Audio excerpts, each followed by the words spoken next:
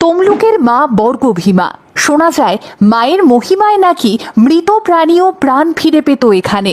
51 সতীপীঠের অন্যতম এই স্থানে মা নাকি জল থেকে উঠে স্বয়ং প্রকট হয়েছিলেন। তমলুকবাসীর কাছে মা আজও তাদের অভিভাবক, আর তাই বছরের পর বছর ধরে মায়ের প্রতিদিনের ভোগে শোল মাছ দিতে ভুল হয় না এতটুকু।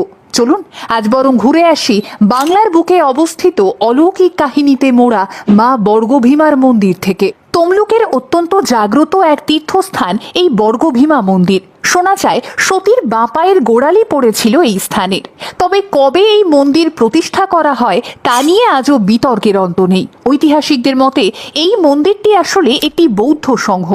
পূর্ব ভারতের হিন্দু ধর্মের পুনরুত্থানে বঙ্গদেশের শক্তির আরাধকদের পৃষ্ঠপোষকতায় এটি হিন্দু মন্দিরে রূপান্তরিত হয়, আর সেই হিসেবে এই মন্দির সেন যুগে তৈরি হয়।